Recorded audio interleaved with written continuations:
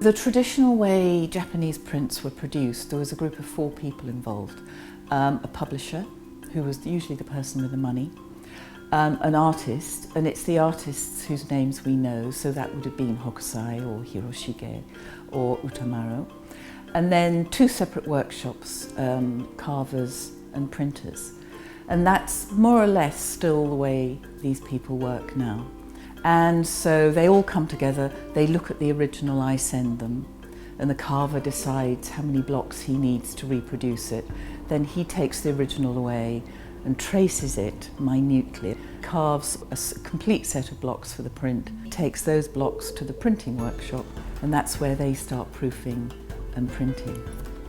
If we look at the carving tools first, this is the most important one.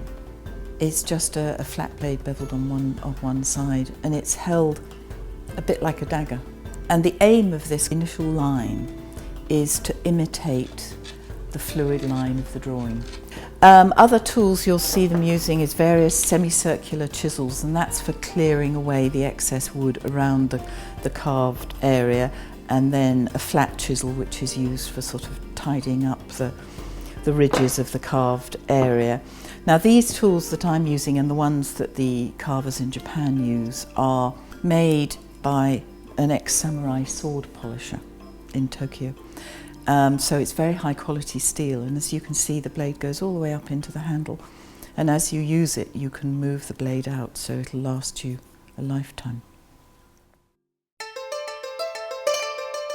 Printing workshops largely are in people's houses because they're very modest affairs. They're sitting on the floor in the traditional fashion.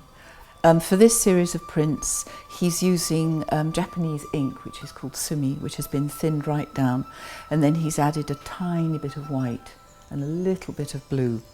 So he transfers the colour onto the block using a brush, a separate brush like that, which is called a hakobi in Japanese. And then once he's transferred the colour to the block, you'll also see him adding Japanese rice paste or nori, and then he mixes those 2 on the block using a brush a bit like this one. Now the reason you add nori to the block is it acts a bit like an extender.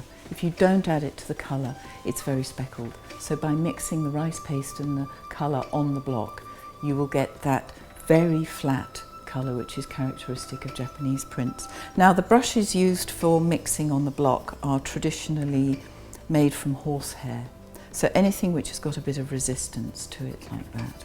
And you'll see he brushes the block quite many times to get the ink spread evenly onto the block.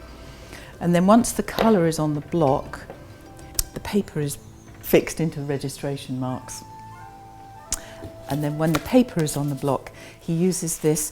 It's hard to know what English word to use for this. In Japanese, it's called a baron. And he uses this to print the image onto the paper.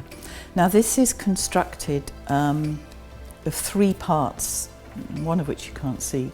There's a backing board, and then it's covered on the outside in this bamboo. It's the bamboo sheath from the bamboo when it first comes out of the ground, the bamboo shoots. And inside here is a coil of very strong bamboo, twisted bamboo thread.